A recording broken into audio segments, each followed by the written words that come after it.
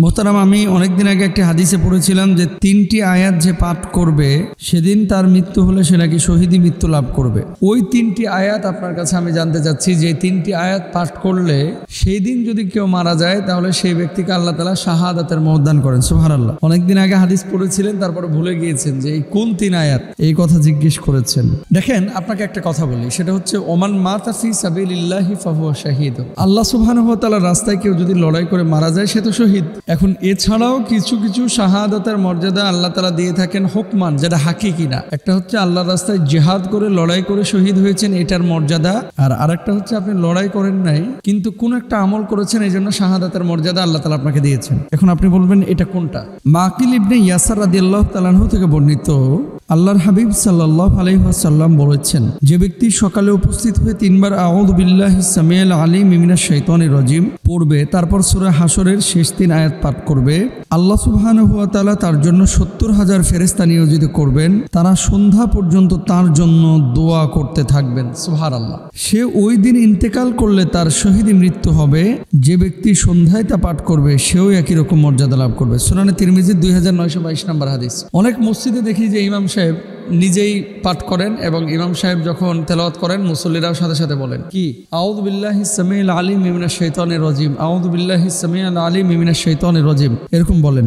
বলার পরে সূরা হাশরের শেষ 3 আয়াত তারা পাঠ করেন। এখন দেখেন, মাকিল ইবনে ইয়াসির রাদিয়াল্লাহু তাআলা আনহু থেকে বর্ণিত যে হাদিস, এখানে তিনি বলছেন যে 70,000 ফেরেশতা আল্লাহ তাআলা তার জন্য নিয়োজিত করবেন।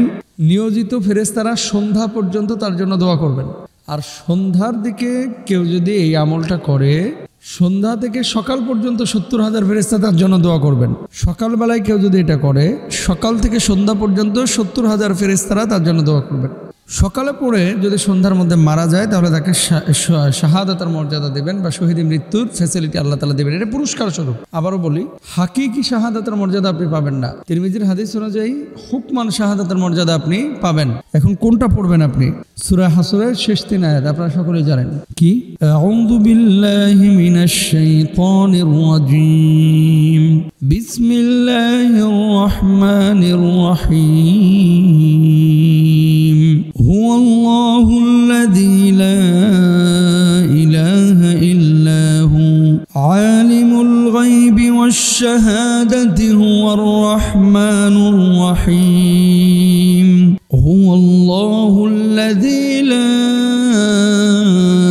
إله إلا هو الملك القدوس السلام المؤمن المهيمن العزيز الجبار المتكبر سبحان الله عما يشركون هو الله الخالق البارئ المصور له الأسماء الحسنى يسبح له ما في السماوات والأرض وهو العزيز الحكيم صدق الله العظيم।